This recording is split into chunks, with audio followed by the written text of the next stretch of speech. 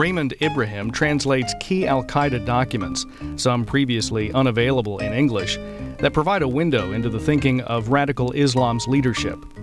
The Al-Qaeda Reader, divided into theology and propaganda, focuses on the writings of Ayman al-Zawahiri and Osama bin Laden. Raymond Ibrahim is interviewed by Lawrence Wright, winner of the 2007 Pulitzer Prize in General Nonfiction, for his book The Looming Tower, Al-Qaeda and the Road to 9/11.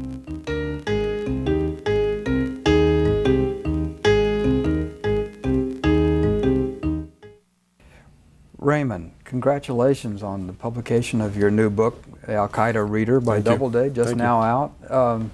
Tell me a little bit about your background and how you came to write this book. Sure. Well, it kind of all starts actually with 9/11, ironically. When 9/11 occurred, I was living in California and I was attending Fresno State University. And I had just started my master's thesis, which ironically dealt with what's called the Battle of Yarmouk, which was one of the very first battles between the growing Islamic power, about 4 years after Muhammad died, and Christendom, the Byzantines. And so when the 9/11 attacks happened, even though I was mostly immersed in historical and theological studies regarding Islam and Christianity, and I hadn't been paying too much attention to contemporary affairs, I really didn't know, like most people, who Al-Qaeda was prior to that. But I started reading some of their communiques on the internet and some of their statements, and I became very amazed to find the sort of continuity that existed between Al-Qaeda and what I was studying, which was the Battle of Yarmouk, which was 1,400 years before 9/11. For example, even though no one in the West will really know about that battle, you'll find Al-Qaeda in the book, for example. He often quotes it as an example, you know, as some sort of role model for the Mujahideen. So anyway, at that point, I really got fascinated with the whole radical Islam movement, and I decided to further my education by focusing specifically in that. I was focusing mostly on the early historical aspects, like the Crusades also. So I applied to Georgetown University, the Center of Contemporary Arab Studies, and I went there, and that's what brought me out to DC. And then after one semester, I got an internship at the Library of Congress at the Near East section, which is also very conducive to what I was trying to research. And I went there, and eventually I had to drop out of Georgetown due to the full-time job. And so while I was there, I still had an interest in Al-Qaeda, and I would still always look on the internet and read about their statements and their communiques and their interviews. And I had a pretty good picture of what their grievances were, which I think a lot of us do. And their grievances range from things like, the main one, of course, is Western support for Israel. The deaths of children due to UN sanctions in Iraq, everything, and then of course later, and at the time, of course, one of the big ones was that the US forces were based in Saudi Arabia, and the list went on, and then when the US invaded Afghanistan after 9/11, that also became a grievance, and Iraq is a grievance. So then, in the course of my duties at work, where at the Near East section, where we get so many books from the Arab world, all written in Arabic, it's my habit to just peruse through books, especially when they'd have a picture of Osama bin Laden or a picture of the Statue of Liberty with a sword and blood coming out of its mouth. And I would look at these, and I started coming across various excerpts, and then I found essays and entire treatises written by Osama bin Laden and Ayman Zawahiri, which subsequently I found had never been translated or disseminated. And I started reading these, and what struck me immediately was how different in both tone and content these were. Now there was no talk about grievances and, you know, reciprocal treatment. We're attacking you because you attacked us. And these were theological treatises. They don't have to do with the temporal. They have to do with what God wants Muslims to do. And so when I started reading these, I found it started rendering moot all their grievances. And the reason I say that is because, for example, their propaganda culminates with them, like I said, saying all we're doing, including 9/11, is retaliation to the U.S.'s aggression. To our provocations. Exactly. Yes. So for example, here's a quote from Osama bin Laden. He says, when he was addressing the Americans a couple of years ago, he said, "In conclusion, I say to the American people, we will continue to fight you and continue to conduct martyrdom operations, suicide bombings, inside and outside America until you depart from your oppressive course, abandon your follies and rein in your fools." So you can see he says, until you do these things, which, if they're true, then it's plausible. One can understand his grievance. You often hear him saying that, you know, we are making offers, you know, exactly. Recently he's reaching out. In his most recent videotape, for instance. And in 2004, when he offered a truce to the Europeans, it's on you. He portrays himself basically, like you're saying, the ball's in your court. Right. Once you cease the hostilities, we will too. And then a very common statement that he always makes in his messages goes as follows: reciprocal treatment is part of justice. He who initiates the aggression is the unjust one. And he's of course implying that it's the U.S. and West. And then these texts that I came across, and eventually I included 4 treatises that make up the theology section, which is well more than half of the book. The first one, which was written by Osama bin Laden, and it's called Moderate Islam is a Prostration to the West. That one just completely, totally renders moot all of his grievances. And the reason is because it was addressed specifically to Muslims, to the Muslims in Saudi Arabia, the Wahhabis. And it was never meant for Western eyes, and that's why we haven't seen it, even though it was written right around 2002. Really? And what it was a written communique or a tape or something? Well, it has an interesting history, actually. Basically, some time ago, he says about, in the book, he says approximately 60 American crusaders and priests and intellectuals, those are his words, drafted a letter, a very stern letter, in his words, saying why, and it's titled What We Are Fighting For. I remember that, yes indeed. I don't know if it's from the American Foundation of, it's in the endnotes, I can pull it up later. But so they wrote this letter and they directed it to the Muslim world. And then about 100 Saudi clerics, very authoritative clerics, wrote back a letter called How We Can Coexist. And this letter, if you read it, it's basically, it captures the moderate Islamic voice. Right. Okay, so it sounds like you're talking to a moderate Muslim. And they talk about things like, we want to live with equality, we want to treat each other justly, we want to live, you know, live and let live. And then Osama bin Laden got irate and wrote a letter to those Muslims called Moderate Islam is a Prostration to the West. And he completely tears into them. And what makes it important, though, is that his attack is very much theologically grounded. Right. He gives the sources that render their arguments false. For example, when those moderates had written in their statement to the Americans, they talked about how we want to live, like I said, in peace and we want to get along. And then he wrote to them and he says, this is him talking, Osama, what evidence is there for Muslims to pursue this dialogue and shared understanding? Because they were also saying dialogue and shared understandings are very important between us, Muslims and non-Muslims. What did the Prophet, the companions after him, and the righteous forebears do? Did they wage jihad against the infidels, attacking them all over the earth in order to place them under the suzerainty of Islam in great humility and submission? Or did they send messages to discover shared understandings, he's being sarcastic, between themselves and the infidels in order that they may reach an understanding whereby universal peace, security, and natural relations would spread in such a satanic manner as this? Now what's ironic is he puts down universal peace, security, and natural relations that the moderates and that the Americans would be talking about, that sort of thing.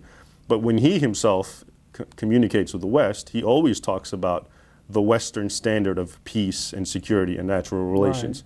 So you can see there's a contradiction, a little hypocrisy going on here. Well, Raymond, in your examination of all these documents, have you noticed an evolution in Al-Qaeda's thinking? It seems to me that when Al-Qaeda really began to be formed, and going up during the whole period of the American buildup in Saudi Arabia to counter Saddam Hussein and so on, he had stated political goals.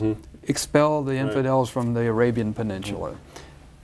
And he more or less accomplished those goals in March of 2003 when the Bush administration announced that they were going to withdraw their forces from Saudi Arabia because Saddam Hussein was overthrown and the no-fly zone no longer had to be enforced. The very next month, Al-Qaeda began its assault on Western housing compounds. And you saw a similar situation in Madrid where, you know, the Al-Qaeda cell there had succeeded in overturning the Spanish government after the Madrid train bombings, and yet then tried to go on and create even greater damage after achieving their goals. That's exactly it. And that's why these messages, and that's why when people call them propaganda, that's exactly what they are. When Al-Qaeda states it has a grievance because of Israel, okay, and a lot of Muslims would agree with it, and a lot of non-Muslims would agree with it, does it mean that once Israel disappears, that that's going to bring peace between a group like Al-Qaeda and radicals and the West? He would imply yes, but these writings show otherwise.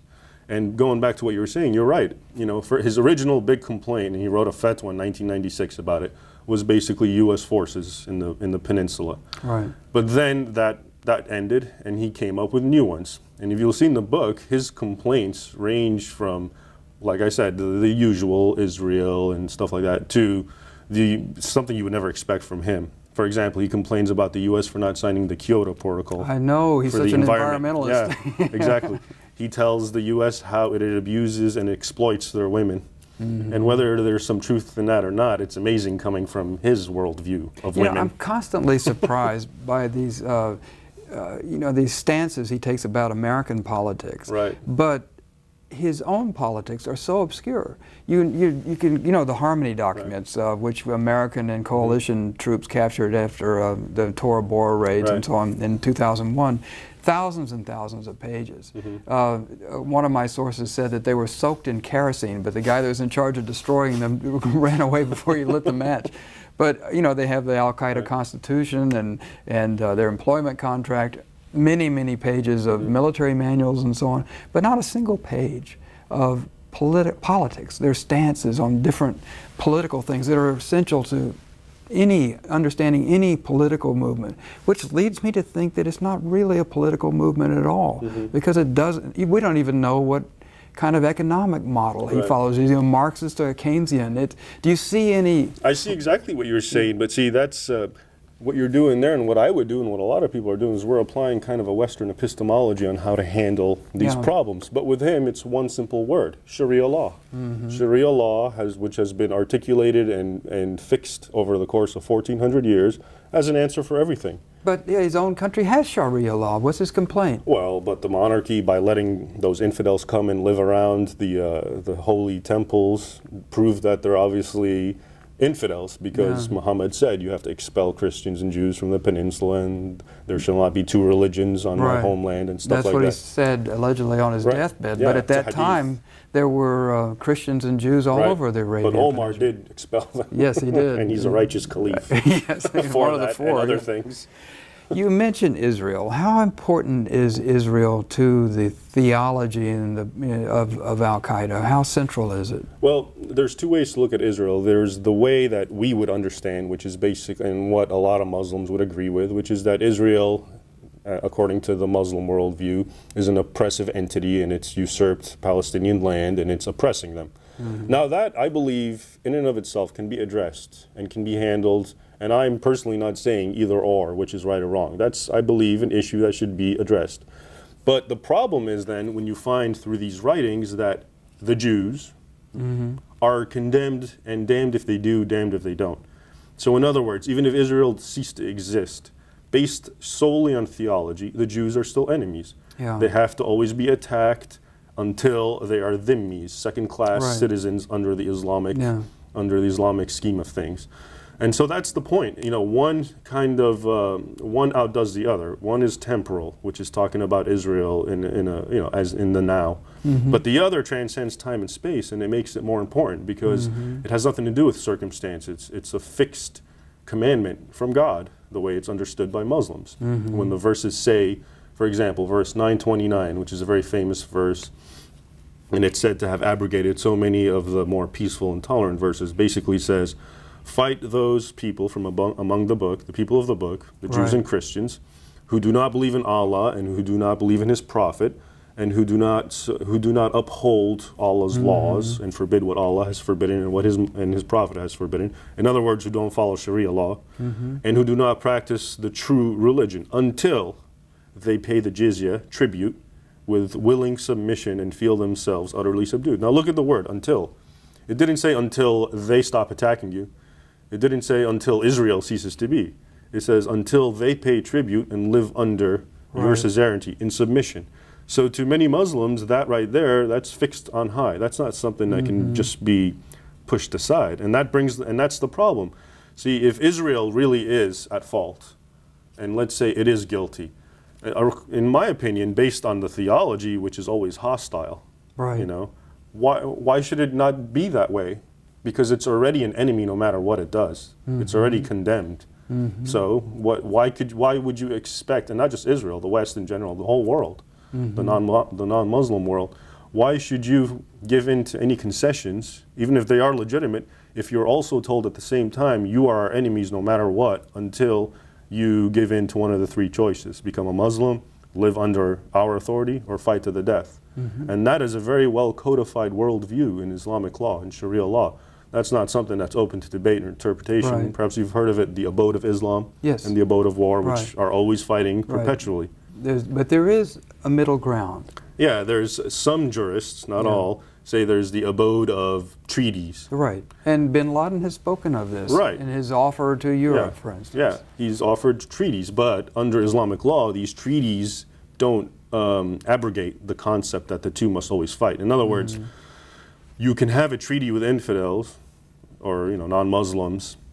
Under Islamic law, it shouldn't exceed 10 years. And you only do that when you yourself are in an extremely weakened position. So if anything, when he did offer those treaties, that was a very telling sign that Al-Qaeda was waning in power, because why would it need it? Why would it make peace with infidels if it's as strong as it likes to claim? Now you concentrate on the writings and speeches of two men, Osama bin Laden and Ayman al-Zawahiri, the number 2 man in Al-Qaeda, and in many respects the chief propagandist, the brains behind the organization. What do you, in analyzing their writings, how do they divide up the duties? What is bin Laden's job and what is Zawahiri's job? From what I've seen, bin Laden's job, they're both propagandists. I mean, we see their videos come out, and Zawahiri, I think last year he came out with like 15 videos. 24. 24, back to back. So, he has a lot of time doing this stuff. So they both engage in the propaganda. I think, though, that bin Laden is much more the symbolic kind of, future caliph, and he's the charismatic leader. He's, well composed. He has his long beard, which is black now. And he's also the money man, and he's the Saudi, or he's an Arabian, so he's actually related to the Prophet in that sense. He's from the peninsula, whereas Zawahiri is Egyptian.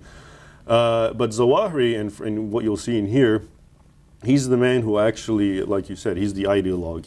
He's the one that puts together the treatises, the fatwas, and he combines them. So there's 3 documents here, for example: Loyalty and Enmity, which is about 70 pages, and this is compiled, written by Ayman Zawahiri. The reason I say compiled, because more than half of it are just the statements from the Quran and from the Hadith and from the most authoritative Islamic theologians. And he's also written showing how democracy and Sharia law are antithetical. And it's a total condemnation of democracy and how it can never work with Islam. And the troubling thing about these, though, is, like I said, when you read them, it's not even their words. See, the propaganda, it's their words. When you read the theology, some of it is their words, but it's all based on the words of the Quran, which are clear-cut. They're not. Some things in the Quran are ambiguous, but some things aren't. Like that verse I quoted, 929. It just says, fight them until they live under submission.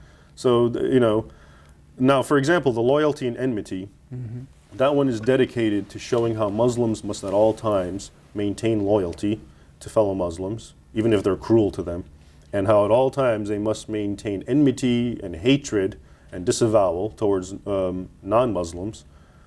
Did I say at first that they're supposed to have loyalty to non-Muslims? Loyalty to Muslims. Loyalty to Muslims, and enmity and disavowal to non-Muslims. And it's a very long treatise. It's about 70 pages. But when you look at it, for example, I'll quote just, the heart of it circulates around several Quranic verses. For example, these are all Quranic verses. O you who have believed, do not take the Jews and the Christians for friends. They are but friends of each other. And whoever amongst you takes them for a friend, then surely he is one of them. In other words, he's an apostate. Or, this is another verse, you shall find none who believe in Allah in the last day, in other words, a Muslim, on friendly terms with those who oppose Allah and His Messenger. And oppose doesn't mean like attack them. Oppose means reject Him, not submit to Him. Even if they be their fathers, their sons, their brothers, or their nearest kindred. Another verse, neither the Jews nor the Christians will ever approve of you until you follow their ways. Again, until you apostatize. Right. So these verses form the centerpiece of this loyalty and enmity doctrine. And that's the problem. How can you then say, look, this is all Al-Qaeda's propaganda? Well, but all religions have problematic texts. You know, in Christianity, for instance, you know, we're supposed to stone homosexuals, or that's the even Old Testament, kill your disobedient children. And we have chosen to draw a circle around this. Now, Islam has a problem, I think, not so much with the religion as with fundamentalism, which is a problem with a lot of different religions. But what does that mean, fundamentalism? Taking selectively certain passages in the sacred text and justifying present-day actions. I would say that's the basis of the problem of fundamentalism in any religion. Okay. And in this case, in Islam, I think we've got a you know, Al-Qaeda is very selective. You must have run across the question of martyrdom, for instance. In the Quran, the Prophet says, "Do not kill yourselves." Well, he says, "Don't destroy yourself." But I'd like to go back to the religious issue. Okay, go ahead. Okay. The thing about the religious issue and, you know, Christianity and Judaism, of course. Now let's look at, I would argue the New Testament, Christianity proper, doesn't advocate any kind of violence. Just the New Testament in and of itself. Turn the other cheek, pray for those who persecute you.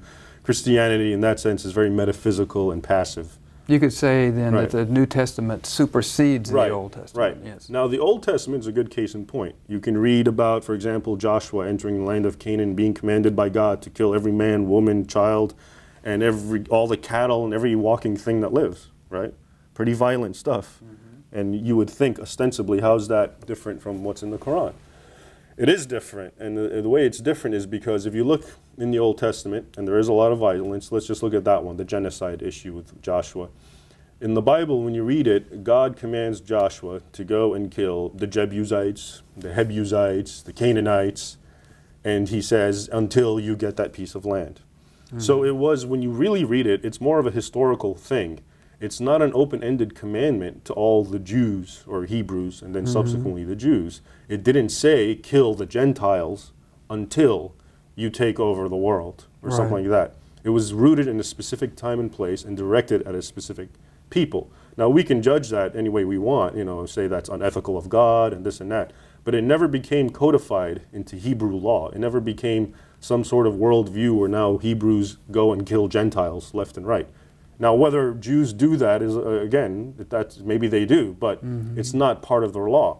On the other hand, in Islam, those verses, 929, for example, and verse 9:5, which is a very famous verse, is called the sword verse. So that one also runs as follows: slay the idolaters wherever you find them. Kill them, besiege them, until basically they submit to Islam. Now, the early jurists of Islam, they realized that, okay, we have these violent verses, but we also have pretty tolerant verses. Muhammad said, you have your religion, I have mine. Right? And he said there's no coercion in religion. Exactly. Okay? So now how the jurists needed to derive laws, because Islam, a big component of it is living under the law, the Sharia, and it's derived from the Quran and the Sunnah. So how can they derive laws when you have two contradictory commandments? So they came up with the doctrine of abrogation, which not many people know of. And the doctrine of abrogation basically says, yes, everything that's in the Quran is divine, and it was a revelation from God to Muhammad. But when there's a contradiction, the last word on the issue supersedes all the rest. And then the rest can apply if the believer finds himself in that circumstance, once again, like Muhammad did. So it just so happens that all the violent verses happen to be the last ones that were spoken. Well, that happens to trace Muhammad's life. From Mecca to Medina. Yes, exactly. The experiences he was having. Well, then what role do the hadith, the sayings of Muhammad, play in establishing these kinds of laws? Well, they supplement the Quran. For example, if the Quran, a lot of the stuff in the Quran is not is very ambiguous. I'm sure you know the Quran isn't a very clear-cut document. It's very flowery and poetic. So the hadith oftentimes supplements it by actually clarifying. For example, in the Quran it does not say pray 5 times. that was fixed from the hadith. Right. It was fixed from the sunnah of Muhammad, his habits and his practices. But generally, the hadith now is much more comprehensive than the Quran. There are 6 canonical hadith collections, and these sometimes address so many other aspects that the Quran never talks about. And if the Quran doesn't talk about it and it's in one of the more authentic hadiths, then that becomes codified into Sharia law. I had talked to an FBI agent who had done a lot of interrogation, and he said that the Quran is really rarely cited by Al-Qaeda members that he's interrogated. It's hadith, and sometimes very selective hadith that they use to justify their actions. And if you, I know in Yemen and even in Egypt right now that there are theological arguments going on between the state, represented by imams, and these Qaedists, and trying to justify their actions through the Quran, which is very difficult to do. Well, actually, and this is an important one, suicide bombing. We were talking about that, going back to that point you were making about, killing yourself, and the Quran says, don't kill yourself. Yeah. That one verse, what it literally says, it doesn't use the word kill, it says, don't destroy yourself. And some of the exegetes throughout Islamic history have interpreted that as to not mean kill yourself physically, but don't destroy yourself by giving up jihad in order to make money for yourself. And there's good grounding for that. Okay, now, it's up to the Muslim to decide which interpretation they think is fit.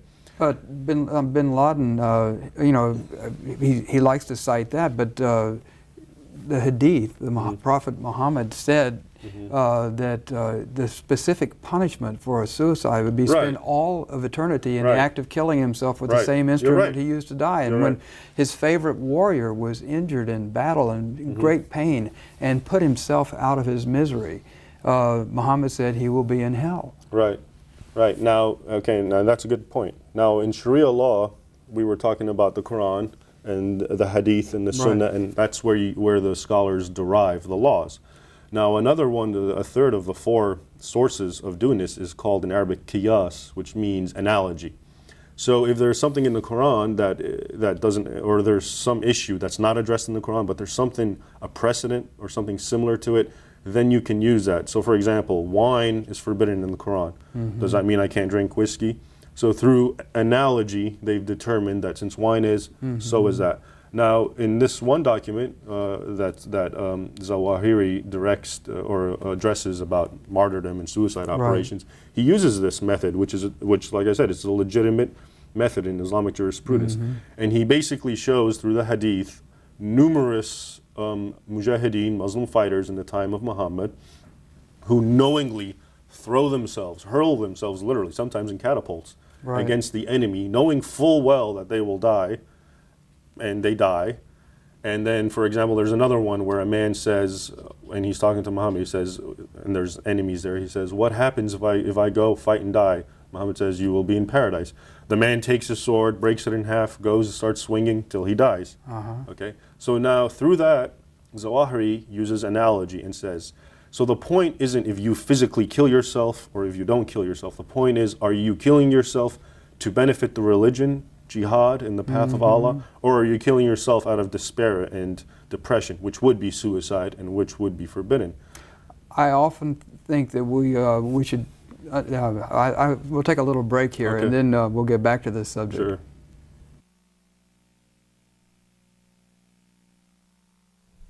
Afterwards, and several other C-SPAN programs are available for download as podcasts. More with Raymond Ibrahim and Lawrence Wright in a moment.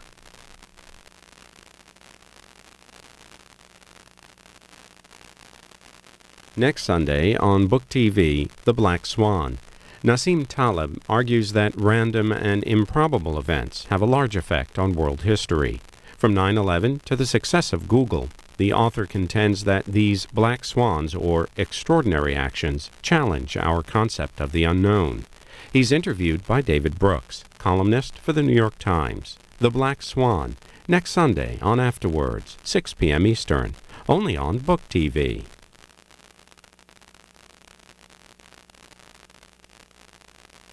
Afterwards with Raymond Ibrahim and Lawrence Wright continues.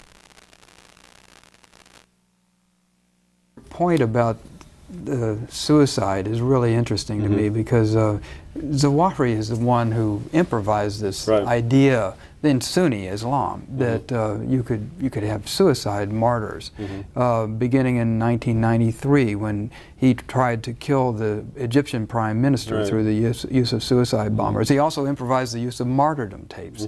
So he is the great inventor of the use of suicide in Sunni Islam. And I often think,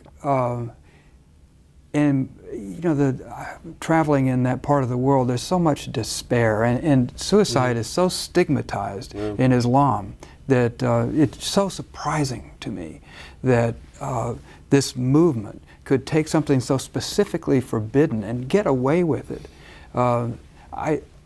I understand what you're saying about the quotations that he makes in early Islam, but still, the Hadith, the Quran, there's such specific prohibitions. It stuns me that Al-Qaeda is able to justify this. Well, once again, what he does is, like we said, that analogy, which is a legitimate root of Islamic jurisprudence. And so he first he quotes about 10 pages of early Islamic warriors who just literally, knowing they're going to die, go and hurl themselves, die, and then they get praised, oftentimes by Muhammad.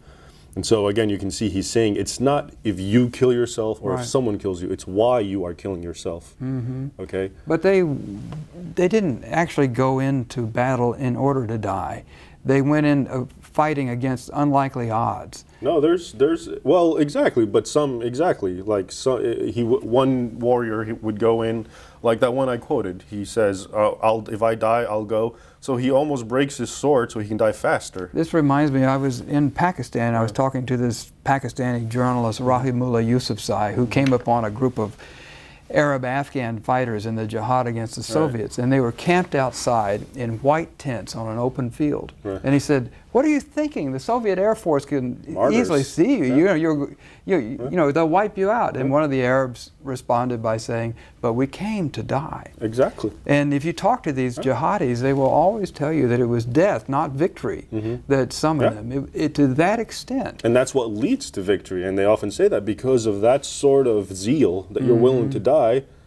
You know, it's not so many people can comprehend or attack that kind of thing. It's very difficult to disentangle these motives. You know, how much is it that someone wants to die, that Al-Qaeda offers them a meaningful death when their lives may not count for as much? But it's not so much Al-Qaeda offers it, Al-Qaeda kind of articulates it by bringing the hadiths and the Quranic verses that would justify it. For example, and this is very interesting, and I don't know if anyone said this before, but I believe that the date 9/11 was picked because the one verse in all of the Quran that does lend itself to suicide bombings, which states, and I can actually pull it out. Yeah, I'd be interested. Yeah, it states, and it's in his jihad and the killing of innocent people. It's verse. This is interesting when you find out which verse it is. It says, quote, "Allah has bought from the believers their lives and worldly goods, and in return has promised them paradise. They shall fight in the way of Allah and shall slay and be slain." Now that's book 9, verse 111. Interesting parallel. 9/11, 2001. Right. It's often made me wonder, did they pick that date as a symbolic reference to this verse? Because this is the closest thing that comes to suicide bombing or justifying killing yourself. It says, flat out, they shall fight and kill and be killed. Right. Knowingly. So again, going back to this concept of analogy, basically Zawahiri and others are saying that, look, it doesn't matter if you stick the knife in yourself or not, why you're doing it. If you do it and you end up killing 3,000 people in Twin Towers, that's great, you know. And well, there was a parallel in early Islam with the Hashashin, you know, and the assassins. When they would go to kill a public figure in a crowd, they would slay him and then just stand there and wait to be beaten to death by the mob. That was their expected punishment. Right. Now, and here's the thing that we have to all understand. You know, we can make the arguments that, well, this is really not part of Islam, or this is being misinterpreted. And maybe it is, but the fact is that it can be misinterpreted. That there are Muslims who will do this is frightening enough, really. Because you can't see, have you seen, for example, and we were talking about how oppressed Muslims are around the world, and they are in very many areas, but the fact of the matter is they're not the only people oppressed in this world. Okay, have you seen a Buddhist, for example, driving an explosive-laden truck into the communist China government building saying, "Free Tibet, Buddha's great"? There have been extremists in a They lot of usually different... burn themselves. Yes, but you know, in the Tamil Tigers, Right. who are really, until Iraq, the leading proponents of suicide bombing. But did they ground it in a religion? They That's the thing. have religious justifications behind their actions, and I think that in some respects that's mandatory when you're asking for someone to give up their lives, like the suicide bombers of Japan. You know, they believed in the divine emperor and so on. They really did believe that there was a religious motivation and justification behind their actions. Well, yeah. Well, that's the thing, when a religion comes into play and it offers that sort of thing. See, that's why people need to differentiate between ideologies, which generally are man-made and recognized as man-made. Let's say something is Nazism. And a theology which maintains an ideological component. Because an ideology, man-made ideology, can always be discredited and just shown how it was wrong, and that's the end of it. Right. But in theology, as long as you based on faith alone, are a follower of this religion, and it maintains or it says do this in black and white terms, no matter how ridiculous it may look, it's so hard to discredit it because the authority isn't Hitler or any other man, you know, the authority is God. And if God is saying it, then it's immutable. It transcends time and space. It's not something that applied only in the 7th century, but now we're trying to live a modern life. Well, people are always complaining that moderate Muslims are not speaking up and countering that. From your research, do you feel like they are handicapped in that, or are they simply not making the case? It's several factors, I think. One, of course, is that a lot of moderate Muslims probably agree or at least sympathize with this worldview, but they're not necessarily going to commit to it in the same way that Al-Qaeda would. You know, and they just want to kind of live and do their own thing. But they agree, and when they read the Quran, and the Quran says flat out, fight the infidels until, if they're sincere with themselves, how can they rationalize that away and say, well, you know, that doesn't apply anymore? And then there's others, of course, who probably, and I think a lot of Muslims around the world are like a lot of Christians and a lot of other people of faith. They just don't even know what their books say. Right. A lot of Muslims are content with the 5 pillars, which is great, you know, the praying and giving alms and fasting. And these particulars of Sharia law, they're not even aware of, you know. Yeah, every religion has contradictions in it. Like Judaism is you know, if you read the Torah, much of Jewish law has to do with the temple and going to the temple. And of course, the temple was destroyed in the 1st century. And so there are many Jews who believe that Judaism can never be complete until the temple is restored. And they're not a majority, though. Right. But if you're a literalist, if you're a fundamentalist in the sense that I'm saying, then every effort must be made to restore that temple so that Judaism can be returned to its pure state. And very similar with some of the fundamentalist Christians who believe that the coming of the Messiah. Yes, that we have to push the apocalypse and bring on the end of days. And then, of course, Islam has its very notable characters that are pushing the same thing. They have, in many respects, the fundamentalists have more in common with each other than they do with members of their own religion. I agree with that. But regarding that point, for example, about the Christians who have this, you know, agenda about trying to get Jerusalem all ready for the second coming, the thing about that, though, is there's no commandment in the New Testament to tell them to do this. There's nothing like that, you see?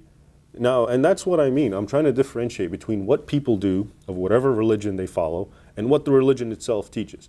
Now, have Christians done awful things? Of course. They've done some of the worst things. Now, does that mean that's what Christianity teaches? Now, I'm saying right now that Islam does teach a bit of violence and a bit of intolerance based on their own text, based on the words of the hadith, based on the words of the most authoritative theologians. This isn't from my own, you know, I didn't come up with this. This is what they say. Now, does that mean Muslims will do it? Maybe they will, maybe they won't. So we have to always kind of keep a dividing line in our mind about the religions and the people. I can sit here and say Islam teaches X, Y, and Z. I can do that because Islam is a faith and it's objective, and you can sit there and talk about it and say Islam commands this, Islam prohibits this. I can do that with Christianity or Judaism or Buddhism or Hinduism. But I can't do that with the practitioners of these faiths because they, in their own way, can reinterpret it, they can ignore it, they can just not even know about it. So right. every time I talk, I try to, clearly distinguish between the faith and the people. Mm-hmm. The people are subjective. They're first and foremost human beings before they are Christians or Muslims or Jews. But the faith is something that, and that's why I don't like a lot of people who try to dissemble and make it sound like it's so hard and there's so many different interpretations. And especially in Islam, it's a very black and white worldview. Under Sharia law, every single act that you and I can commit in this life is classified as being either forbidden, disliked, shouldn't do, but right. it's okay, permissible, recommended, or obligatory. Every single act. Secular, I said this to someone earlier, they said even secular acts? Yes, that's the whole point, everything. So, and it's clear cut, it's been articulated in Sharia law, there's the precedents. So now, is a Muslim going to necessarily follow that? Yeah, it's up to him. Right. He can go and eat pork and, unless he's in the Middle East and he'll probably get killed. But here he can do it. And it's interesting about, more than any other faith, I think, Muslims are required to think about the ethical consequences of every action. Right. And there's something really beautiful about that. And yet Sure. there are contradictions within that, the violence that has been a plague in Islam from the moment that the Prophet died. The internal violence, I'm saying, the fitna, discord right. is Civil in Arabic. discord, right. The split inside the Islamic community, the kind of Islamic civil war that rages actively or subterraneanly almost since its inception. Right. And the number of Muslims who are victims of the hands of Al-Qaeda right now, right. many times more than Americans died in 9/11. Sure. So those kinds of contradictions inside Islam are really at the heart of what has crippled the Muslim world, I think. Right. It's famously a religion that does not have a center of authority. And this can be wonderful. This can be beautiful, that each person is responsible for his own salvation, for his own right. relationship no hierarchy, to God. No clerical exactly. hierarchy. And yet, the absence of an authority makes it very difficult to talk to Islam. Exactly. Because that anybody can, like bin Laden, can put it on himself to be the voice of the Muslim people. But there is, and this is the fourth root of jurisprudence, and this is it's very important, which is called in Arabic ijma, which means consensus. The consensus of the ummah, or more realistically, of the scholars. Yeah. So whenever, and it usually translates into the consensus of the Islamic theologians, because they're the ones who have a lot of weight in these issues. So a lot of the things, for example, that whole concept of the abode of war and the abode of Islam, that's not something bin Laden came up with. That's something that was fixed with total consensus from all of the scholars, and it was the natural worldview. And see, we can now sit and say, well, that was necessary because it was back then, everyone was hostile, you had to protect yourself, everyone was trying to, but to a Muslim, you really can't do that because it's not that they fixed it. They have studied, and through exegesis of all the sources, the hadith and the Quran, they've come up with, or all those sources have led them to conclude that this has to be the way it is. And since it's based on the divine sources, the Quran and the Sunnah, then it has to apply always. In other words, to say that the abode of Islam and the abode of war is kind of outmoded is the same as to come and tell a Muslim not eating pork is outmoded, because now we know swine isn't as bad as we thought, so why don't you start eating pork?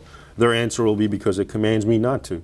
So it's the same thing with this dichotomy of abode of war and abode of Islam that have to be at war. It's commanded. It doesn't matter. And there's a verse, for example, that says, fighting is prescribed for you, fighting to spread Islam, though you may dislike it. Right. And God knows what's in your interest. But for centuries, Muslims have been able to negotiate a way of living in peace with their neighbors and not at war with themselves. And so what is the difference now? The difference now between now and then. You know, if this is an eternal state of affairs in Islam, why is it now that we're seeing this violence justified by the Quran? Why haven't Muslims always been? They always have, ever since the 7th century, until the fall of the Ottoman Empire, which was the final authority, sultanate of the Islamic world. Jihad was always expanding. I mean, let's not forget, jihad not only took over Saudi Arabia, the Arabian Peninsula, and then after Muhammad died, there was the apostasy wars, which were extremely bloody. Tens of thousands of Arabs, after Muhammad died, broke away from Islam. And Abu Bakr, the second caliph, they went into major wars, killed them all, and then consolidated Arabia. Then it spread west and east. It spread all through North Africa, Egypt, Libya, Algeria, Morocco, into Spain, into France, that was beaten at the Battle of Tours. All by the sword. Small historical coincidence that the date that Islam stopped its expansion was September 11th, 1683. Well, see, that's what I've always been told was why September 9/11 was picked. Oh, no, it doesn't have anything to do with the Islamic calendar. You know, it wouldn't correlate. But I think it's fascinating to think that the King of Poland arrived to break the Ottoman siege of the gates of Vienna, and that was the furthest extension of Muslim armies into Europe. And since then, it's been in this long retreat. Well, that was the first wave, what I just spoke, which is all the way to France and then all the way basically to India. Then you get another wave where the Mongols came and then they converted to Islam, and whether they do it for cynical reasons or not, they continued the expansion, but then they started calling it a jihad. And that's when Russia was, came under the Tartar yoke. That's when the Balkans were taken over with the Ottomans. So it was always like that until Islam became weak. So now in the modern era, the West is much more powerful, technologically at least, and militaristically and economically. So that's why you're not seeing Muslims en masse invading in an offensive jihad. It's not because they've disavowed it and said this is obsolete. It's because they literally cannot do it, except in areas like Sudan and in Darfur, because they're on the same footing. I often think of, you think about the old Islamic Caliphate in Al-Andalus in Spain. And if you've ever visited there, you're brought to your knees by the beauty of the place, the culture that was so tolerant, and it was a repository for all the translations, the math, everything that Plato and Aristotle were transferred, they were preserved because of the Muslims there. And bin Laden and Zawahiri occasionally invoke Al-Andalus, the lost Al-Andalus. Well, to them, Al-Andalus is no less occupied territory than Palestine. Exactly. Because it was part of the Ummah, and if it was part of the Ummah once, it's always part of the Ummah. So that. But I often reflect that if they were standing for a government, a society that was as open and tolerant and progressive, and which worshipped beauty and poetry and learning, as they did in Al-Andalus, who would stand against them? But tragically, it was other Muslims that fought against the caliph there and weakened them, and it was really that caused the Catholic Spain to eventually expel the Muslims and the Jews. Which we should not also forget, that the Muslims came there by force in the first place. A lot of people tell me, well, look at what the Catholics did to the Muslims. They kicked them out. Well, the Muslims took it by force in the first place. And the same thing with the Crusades. Look at the horrible Crusaders. They went and killed the Muslims. Well, the Muslims came and killed the Christians when it was part of the Byzantine Empire. But I mean, I would not want what I'm saying here to be misconstrued as I'm saying Islam is totally, a bad thing. I think, like you're saying, it has many great aspects. The high civilization in the Middle Ages, its contributions. It's big on giving charity, and the prayers and the fasting. I think all that's great. What I'm talking about, though, are very few particular doctrines that affect the other, us, the non-Muslim. And so when you're talking about Spain, for example, or a lot of people say the Jews ran to Ottoman Turkey because it was much better for them. That may well be true, but the fact is, under Islamic law then and today, a Jew or a Christian would have to live as a second-class citizen, period. Okay, a Christian's testimony at court would not be taken vis-a-vis a Muslim, for example. In certain periods, they were extremely handicapped, and they had to ride only donkeys, can't ride a horse. you can't build a new church. Only the old ones maybe you can fix sometimes. And this is still going on in Egypt with the Copts. You know, all kinds of, and a lot of them, and the jurists say, all of these debilitations are meant simply to induce humiliation in accordance to verse 929. So it's this sort of, it's basically the whole concept of offensive jihad, which must go on when Muslims can do it, can undertake it militarily until the world is governed according to Islamic law, and the concept that those who do not want to convert, the dhimmis, the Christians and the Jews, have to live as second-class citizens. These are the problematic issues with Islam. The rest of it, like you're saying, it has a great history, you know, it had made many contributions, but these two issues are very pivotal to our understanding and our discourse with them. I think the word humiliation, which you just brought up, is one of the most common words in bin Laden's vocabulary, at least. And I often wonder about his use of the term. Now, you take the case of Zawahiri, he was humiliated. He was tortured in prison. You know, that, and that's been the case of many of these Islamist radicals. And I think it accounts for the peculiar appetite for carnage that's so characteristic of Al-Qaeda and separates it from any other terrorist group. I agree. But bin Laden was rich. Playboy. Well, he was never a playboy. Right. He was always pious. I heard different things. I hear he used to go and hang out in Lebanon, but then I heard... No, he was from an early teenage, he was always very, very pious. Okay. And so he never had the playboy stage that was part of the mythology about him early on. But nor was he ever physically humiliated the way that Zawahiri was. And yet he invokes this word again and again, and it resonates with many Well, he's talking, I think, in general about the Muslim world as being humiliated. Yes. You know.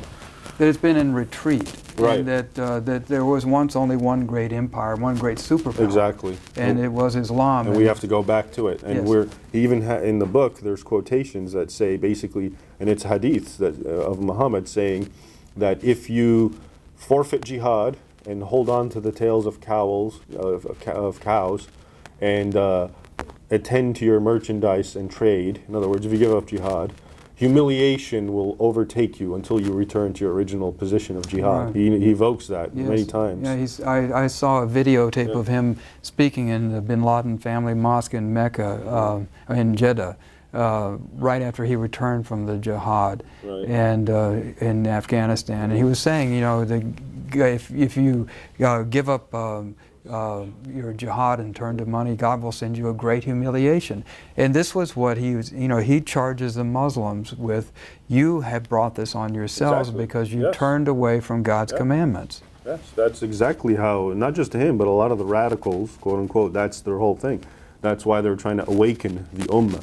Basically, you've lost your position of supremacy on the world because you've forfeited jihad and you've become lazy. Going back to the verse, fighting is prescribed for you, even if you dislike it.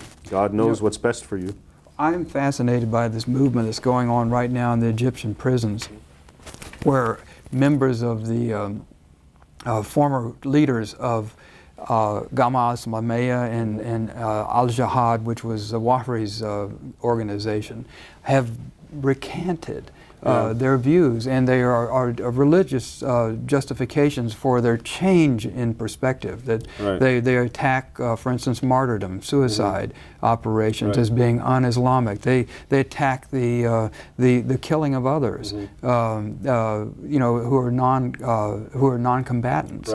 All of these things are very clearly prescribed by Islam, but have been excused by or justified by Al-Qaeda, and now these prisoners, and it may be because they're prisoners, have issued some very interesting recantations that are being studied quite interestingly, I think, in a lot of them by Egyptians and other people in that part of the world. Well, 2 points. First is, you're right. I mean, there's different, you can, as a Muslim, come up with a different interpretation.